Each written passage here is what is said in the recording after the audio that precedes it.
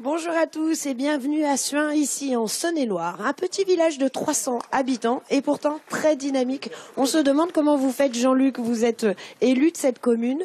On est au fond d'une impasse, ici la route ne va pas plus loin et pourtant il se passe plein de choses, il y a plein d'habitants et un vrai dynamisme. Comment ça se fait ? Oui, je pense que ça fait longtemps qu'il y a un dynamisme important. Le foyer rural a joué un rôle depuis très longtemps, depuis les années 70. Et puis, on essaie avec l'équipe municipale de mobiliser des personnes pour entretenir le site, de façon à ce qu'il soit agréable pour l'ensemble des visiteurs. Ils sont assez nombreux quand il fait beau. Et puis, il y a des associations qui les accueillent, que ce soit les anciens, que ce soit le bar de l'Autruche, que ce soit le foyer rural ou la chasse. Voilà, toutes ces associations vraiment réunissent beaucoup de monde et permettent la vie d'une petite commune rurale du Charolais. Voilà, donc c'est quelque chose de très agréable. Là, on arrive sur la terrasse du bistrot. On va s'asseoir. D'ailleurs, je vous laisse vous installer, Jean-Luc. Comment est-ce que vous avez réussi, vous et les autres associations, à dynamiser les choses ? Il y a beaucoup de gens qui disent aujourd'hui l'associatif a du mal à recruter, on a du mal à faire sortir les gens de chez eux. Et là, on n'a pas du tout l'impression que ce soit le cas, même si c'est les vacances. Mais je pense que c'est une alchimie un peu complexe. Il y a à la fois la volonté de certaines personnes et puis leur capacité à avoir des idées, de les formuler et d'engager, d'impliquer les personnes qui sont plus ou moins intéressées, mais finalement qui s'investissent dans le déroulement des activités. Pour le foyer rural, on organise une marche tous les ans, le lundi de Pentecôte. Cette année, ce sera le 21 mai. Eh bien, il y a une cinquantaine d'habitants de Suin qui participent à un moment donné à l'accueil de tous ces marcheurs qui viennent ce jour-là. Et chacun vient donner sa petite compétence voilà. et participer. Absolument. Il y a même plus ingrat que ça. Derrière nous, on a un paysage magnifique, la butte de Suin. Tout l'hiver, des bénévoles entretiennent cette butte pour aider le cantonnier. Une dizaine de personnes qui viennent pour l'entretien du site, de façon à le rendre agréable, et puis pour le fleurissement toute l'année.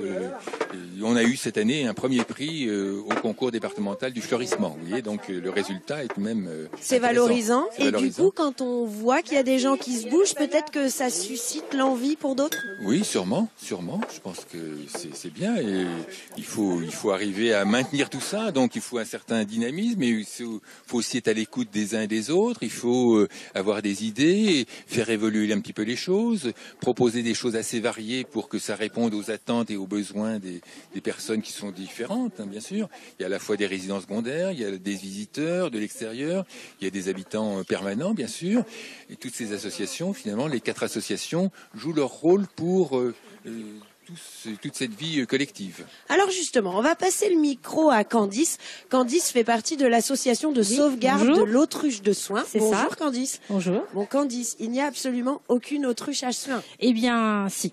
Sans doute que si, puisque la preuve en est, on a réussi à trouver un œuf d'autruche. Donc c'est l'occasion pour nous, tous les lundis de Pâques, de faire une grande manifestation sur la butte de Suin, donc où tous les enfants sont invités à faire une chasse à l'œuf. Voilà, c'est ça. Et en plus, on fait une grande énigme de la chasse de l'œuf d'autruche sur la butte. C'est aussi l'objet de cette nouvelle association. En fait, votre association est née lorsque l'école a fermé. C'est ça. Alors du coup, l'école a fermé et puis c'est vrai que quand on s'est retrouvé avec les parents, on s'est dit à un moment donné, c'est quand même dommage d'arrêter parce qu'on a un bon groupe, on s'amuse bien ensemble, on a du plaisir à travailler ensemble et du coup, avec les mamans et les parents et les autres parents, on a cherché un petit peu. Puis l'idée de l'autruche était vraiment sympa et donc du coup, voilà, on a choisi ce nom, Association de la sauvegarde de l'autruche de Suin. On va passer le micro à Yannick. Yannick, l'association a même sauvé le bistrot. Là, on est sur la terrasse du bar de l'Autruche. Comment ça s'est passé ? Eh ben, oui, tout à fait. En fait, la mairie avait à sa disposition, avait acheté une licence pour la mettre à la disposition d'un exploitant d'un restaurant. Et le restaurant a malheureusement fermé. Et on avait le risque de perdre cette licence. Donc il était important pour nous. On a perdu déjà l'école, et donc il était important pour nous de voir si une des associations de Suin était intéressée pour exploiter cette licence, parce que ça crée du lien. Ça crée du lien, ça permet aux gens de se rencontrer. Et donc voilà, l'idée c'était de voir si si une des associations pouvait récupérer ce... Et alors dites-le, il nous reste 30 secondes pour pouvoir dire que même si on a une vie, des enfants, un boulot, on peut donner un petit peu de son temps. Oui, ce qui est important, c'est que voilà, dans notre association de l'autruche, chacun place le curseur un petit peu comme il veut, en fonction de son planning, de ses activités familiales, etc.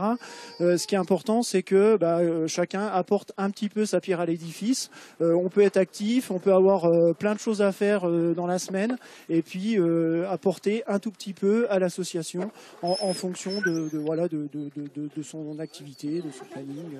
Et le plaisir d'être ensemble, ce sera le mot de la fin, vous l'avez vu.